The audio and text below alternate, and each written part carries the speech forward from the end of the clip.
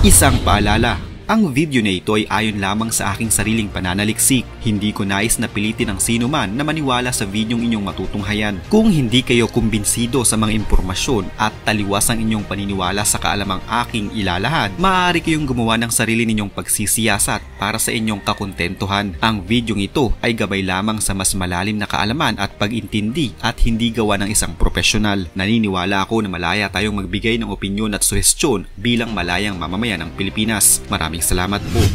Sa mga nakaraang mga resupply mission ng Philippine Coast Guard sa ating mga tauhan na kasalukuyang nakahimpil sa BRP Sierra Madre, madalas ay bangka o maliit na supply vessel ang kanilang ginagamit upang makapaghatid ng mga pangunahing pangailangan ng ating mga tropa sa kinakalawang na barko. Ang mga supply na ito ang ginagamit ng ating mga tauhan sa kanilang araw-araw na pagbabantay sa ating teritoryo sa Ayungin Shoal.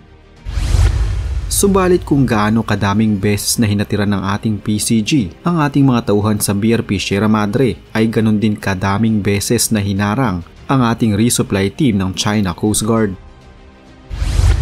Hindi bababa sa 7 beses na binomba ng tubig ng China ang mga bangkang maghahatid ng supply sa BRP Sierra Madre gamit ang kanilang water cannon. Minsan ay binabangga, hinaharang at ginigit-git pa para lamang hindi magtagumpay ang ating mga sundalo na makapaghatid ng supply sa BRP Sierra Madre. Kaya naman dahil dito ay nakaisip ng ibang paraan ang ating mga tauhan upang makapaghatid ng supply sa BRP Sierra Madre.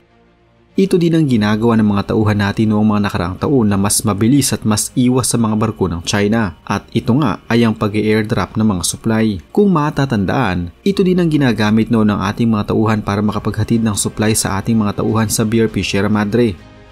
Kahit noon pa man kasi, hinaharang na ng CCG ang ating resupply team patungong BRP Sierra Madre. Madalas din ay nag-airdrop na lamang ng mga supply ang ating Western Command ng Armed Forces of the Philippines noon. Ang mga ibinabagsak na supply ang siyang iniaaho naman ng mga sundalo sa mababaw na tubig ng Ayungin Shoal at iniaakyat sa barko. Pero hindi talaga mapipigilan ng China sa kanilang ginagawang pangaharang sa ating mga resupply mission.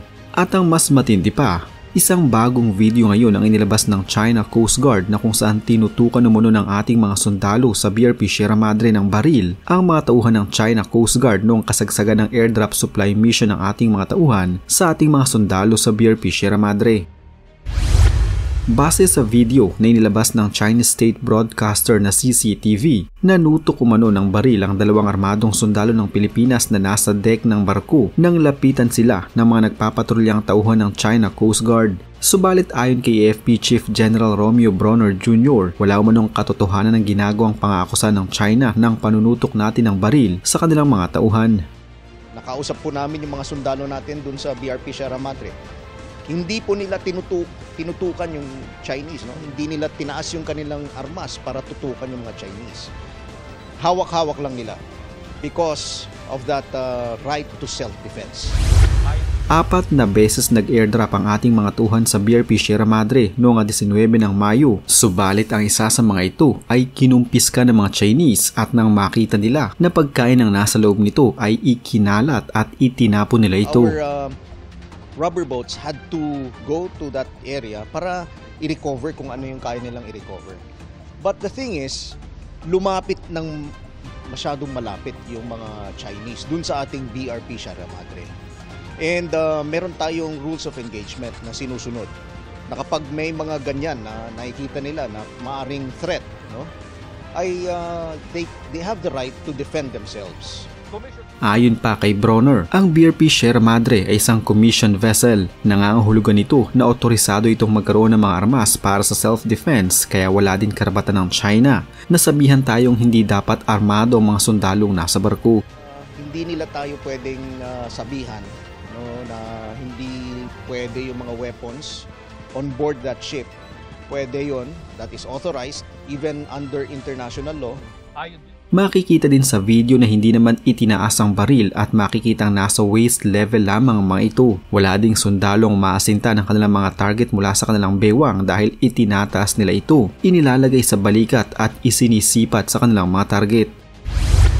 Hindi umano ito ang talagang dapat natutukan ng pansin ng mga tao kundi ang pangaagaw ng supply package ng China Coast Guard at ang pagkakalat at pagtatapon nila sa karagatan. Dapat umano na iprotesta ang ginawang aksyon na ito ng China.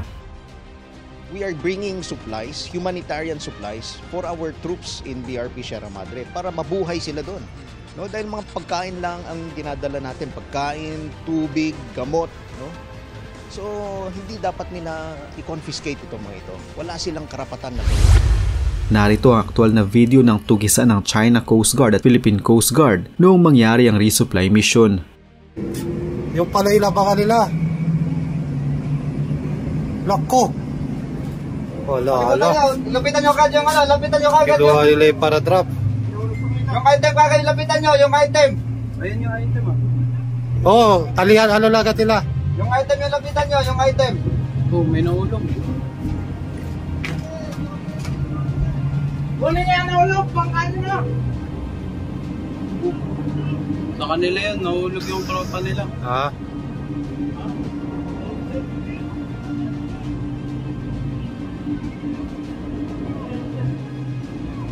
Naulog. Yung item pa ninyo, yung parachute, kunin yung parachute. Lako.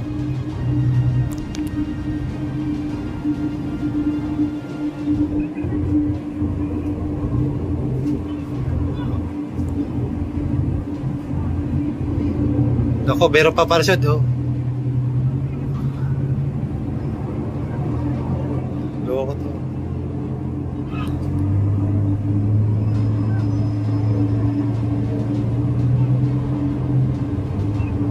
Dinadagkitan talaga nila.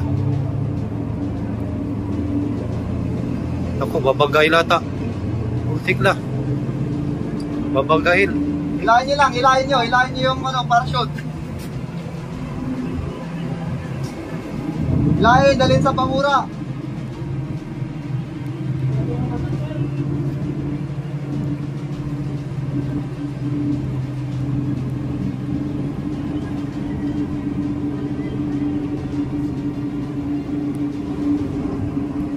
Make sure na makuha na video, ha? Video. Delikado, sir. Inaharas na sila, sir, oh. Loko. Sa bahura. Babagayin kayo. Bahura lang kayo, bahura. Dali nyo sa bahura. Mahulog, sir, ba? Huwag nyo ipakuha. Yung mga baril natin, standby dyan sa sa gantap. Meron pa kayong baril, sir? Meron pa kayong natin dyan, standby nyo dyan. Sir, recover kayo una para drop. Ako natin, ako. Hey! Patayin na yan, patayin!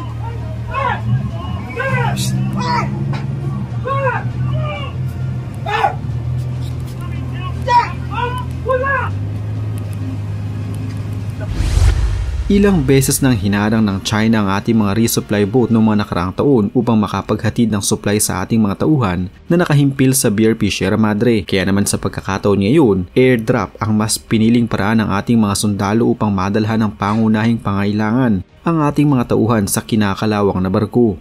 Subalit hindi umano ito nangangahulugan na naduduwag na ang ating bansa kaya mas pinili nila ang ganitong paraan. Very peaceful yung ating ginagawang mga means, mga options natin to bring supplies to our troops. Pero does not mean na puro airdrop na lang gagawin natin. Of course, kailangan rin yung rotation ng tropa. So talagang kinakailangan na sumakay ng barko yung mga tropa natin. Patuloy na ipinipilit ng China na pag-aari nila ang Ayungin Shoal. Ayon sa kanila, illegal umano ang pagkakasadsad ng BRP Sierra Madre sa Ayungin Shoal. Pero malinaw na bahagi ito ng ating Exclusive Economic Zone o EEZ ng bansa. Hindi pinangalanan ng China subalit halata na Pilipinas ang pinapasaringan nito dahil ayon sa kanila may isang bansa umano ang nagudyok at gumagawa umano ng mga peking kwento na nakakaapekto sa pagtaas ng tensyon sa rehiyon.